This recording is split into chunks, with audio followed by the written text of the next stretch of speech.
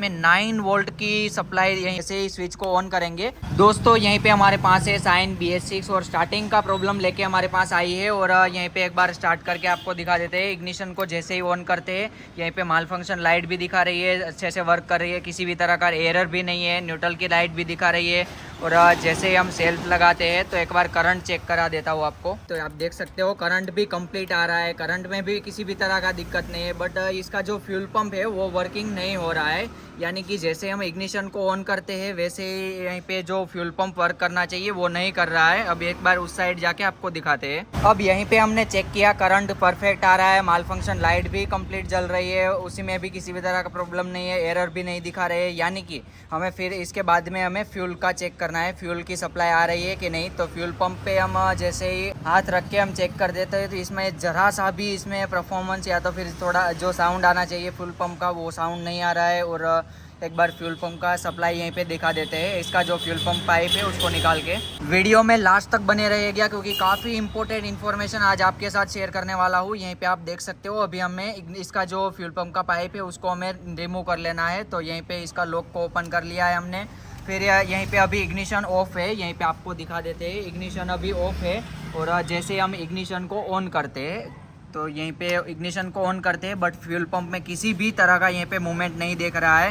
यहीं पे आप देख सकते हो इसका साफ साफ इग्निशन अभी ऑन है बट फ्यूल पंप में जरा सा भी मूवमेंट नहीं आ रहा है, यानी कि इसका जो फ्यूल पंप है वो वर्किंग नहीं कर रहा है। अब इसके आगे हमें इसका फ्यूल पंप में जो सप्लाई आ रहा है वो हमें चेक करना है। तो एक बार इसका जो फ्यूल पंप का जो सॉकेट है इसको हम निकाल लेते हैं और इसका जो सप्लाई है वो चेक करा देते हैं। अब यहीं पे हमें वो इसका वोल्टेज की सप्लाई देखना है, यानी कि इसमें जो यानी कि थ्री फेस वाला पंप है इसमें, तो इसमें तीनों तार में एक 2.5 वोल्ट आना की सप्लाई जो है वो आनी चाहिए। तो अभी हम चेक करते हैं यहीं पे। इसमें हमने पिन लगा दिया है और पॉजिटिव प्रोब को यहीं पे रखना है और नेगेटिव प्रोब को हमें बॉडी अर्थिंग कहीं पे भी लगा देना है।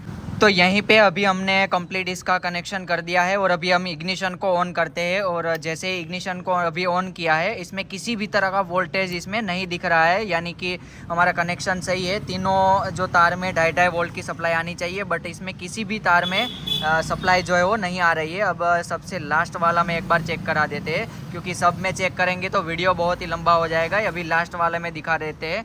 तो एक बार अभी इग्निशन को ऑन करते हैं। जैसे ही अभी इग्निशन को ऑन करते हैं तो यहीं पे आप देख सकते हो इसमें 9 वोल्ट की सप्लाई यहीं पे दिख रही है, यानी कि ऊपर का जो इसमें जरा सा भी वोल्टेज नहीं आ रहा है। बट इसका जो लास्ट वाला पिन है, लास्ट वाला वायर है, उसमें 9 वोल्ट तक सप्लाई जा रही है। एक बार फिर से आपको दिखा देते हैं यहीं पे। अभी इग्निशन को ऑन करेंगे, जैसे ही ऑन करेंगे तो यहीं पे आप देख सकते हो 7 वोल्ट तक इसमें सप्लाई जो है वो आ रही है, यानी कि इसका लास्ट वाला तार में, अभी बीच वाला तार में भी आपको एक बार चेक करा देते हैं। तो ये अभी यहीं पे बीच वाला तार में इसका कनेक्शन करते हैं। तो यहीं पे बीच वाला तार में हम देखते हैं अभी इग्निशन को ऑन करके।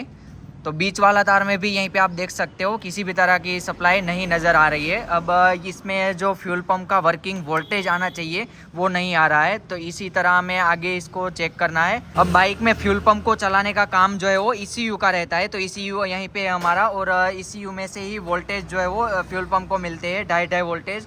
तो यहीं पे हमें इसका जो फ्यूल पंप से लेकर इसका जो ECU तक का जो वायरिंग है वो हमें चेक करना है। तो एक बार ECU का जो सॉकेट है, अभी इग्निशन हमारा ऑफ है और इसका जो ECU का सॉकेट है इसको एक बार हम निकाल लेते हैं। फ्यूल पंप में 3 वायर है, 3 वायर का कलर कोड नज़दीक से आपको दिखा देते हैं। यहीं पे आप देख सकते हो एक तो रेड पट्टी वाला है, एक ब्लू पट्टी वाला और एक ब्लैक पट्टी वाला है। तो ये तीनों का वायर अभी हम देखेंगे। तो यहीं पे सबसे पहला ये वाला जो है रेड पट्टी वाला, उसमें हम इसका जो कंटिन्यूटी है वो चेक करने वाले हैं। तो यहीं पे हम मल्टीमीटर की हेल्प से इसका कंटिन्यूटी चेक करेंगे। तो अभी मल्टीमीटर को हमें कंटिन्यूटी वाला मोड पे डाल देना है। तो यहीं पे अगर हम देखेंगे तो यहीं पे जो 5 नंबर वाला तार है वो हमारा ये वाला है। तो इसमें यहीं पे तीनों तार है लाइन में, जो कि फ्यूल पंप के लिए जो 2.5 वोल्ट की सप्लाई है उसी में ही से ही जाती है, इसी से ही जाती है फ्यूल पंप में। तो यहीं पे एक के बाद एक का कंटिन्यूटी हम चेक करेंगे। फर्स्ट नंबर वाला रेड वायर वाला जो कलर कोड है वो 5 नंबर का पिन है। तो 1 2 3 4 और 5 नंबर वाला पिन में हम यहीं पे पिन लगा देंगे और यहीं पे एक प्रोब को रखेंगे और यहीं पे ये वाला जो प्रोब है वहीं पे जैसे हम लगाएंगे तो कंटिन्यूटी यहीं पे ओके दिखा रहा है, यानी कि वायरिंग में किसी भी तरह का प्रॉब्लम्स नहीं है। तो ये वीडियो से हमें जो घंटों का काम है वो मिनटों में होने वाला है। आप देख सकते हो यहीं पे स्टेप बाय स्टेप हम इसका जो 6 नंबर का पिन है उसमें हम चेक करेंगे। तो 6 नंबर वाला यहीं पे लगाएंगे और इसके बाद में यहीं पे ये जो दूसरा वाला पिन है उसमें हम इसका जो पिन लगाएंगे और इसमें भी कंटिन्यूटी चेक करेंगे। तो जैसे हम लगा रहे हैं कंप्लीट कंटिन्यूटी दिखा रही है, यानी कि वायरिंग में किसी भी तरह का प्रॉब्लम्स नहीं है। अब लास्ट में जो 9 वोल्टेज हमें मिल रहा है वो 7 नंबर वाला पिन ECU में, और यहीं पे जो 3rd नंबर वाला पिन है ब्लैक कलर कोड वाला केबल है, वायर है, उसमें हम एक बार चेक कर लेते हैं। तो यहीं पे हम लगा देते हैं और यहीं पे भी जैसे हम लगाते हैं इसमें भी 9 वोल्ट की सप्लाई आ रही थी, यानी कि इसका वायरिंग भी सही था। तो यहीं पे भी आप देख सकते हो बीप बज रहा है, यानी कि इसका वायरिंग भी सही है,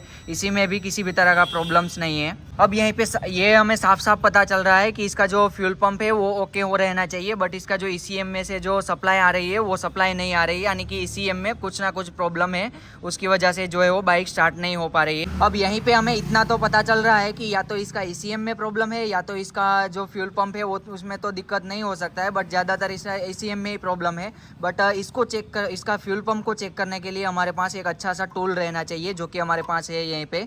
तो इसकी हेल्प से हम इसका जो फ्यूल पंप है इसको हम टेस्ट करेंगे। अगर आपके पास इसी तरह का टूल्स नहीं है तो यहीं पे डिस्क्रिप्शन में आपको लिंक मिल जाएगी, वहीं से जाके परचेज कर सकते हो। और यहीं पे इसको यूज़ करना है। हमारे पास होंडा का जो केबल है फ्यूल पंप टेस्टिंग का, तो ये वाला है होंडा का, यहीं पे आप देख सकते हो। तो इसको हमें लगाना है यहीं पे, ये जो फ्यूल पंप है इसमें लगाना है, और यहीं पे जो पॉजिटिव और नेगेटिव टर्मिनल में बैटरी में डायरेक्ट हमें इसको यूज़ करना है और यहीं से इसको ऑन ऑफ करना है, यानी कि इसमें सभी जो तीनों केबल है उसमें 2.5 वोल्ट की सप्लाई आएगी, जिसकी हेल्प से इसका जो फ्यूल पंप है वो स्टार्ट होगा। तो इसकी हेल्प से अभी हम चेक करते हैं इसमें क्या प्रॉब्लम है। तो यहीं पे हमने कनेक्शन कंप्लीट इसका कर दिया है, और जैसे हम इसका ये वाला बटन जो है इसको स्टार्ट करेंगे वैसे यहीं से जो फ्यूल पंप है वो डायरेक्ट स्टार्ट होगा। तो यहीं पे एक बार आपको दिखा देता हूँ। जैसे ही स्विच को ऑन करेंगे यहीं पे आप देख सकते हो सीधा जो फ्यूल पंप है उसका प्रेशर स्टार्ट हो चुका है और fuel pump direct working mode में आ चुका है। तो यहीं पे इसी तरह हमें इसको चेक करना है। दोस्तों इसी को चेक करते टाइम हमें ख्याल रखना है इसका जो फ्यूल पंप है इसको हमें थोड़ी देर के लिए ऑन कर रखना है, क्योंकि इसमें से प्रेशर जो है वो कंप्लीट हमें आएगा, तो इसका हमें ख्याल रखना है। तो अभी यहीं पे ये जो फ्यूल पंप का पाइप है उसको हम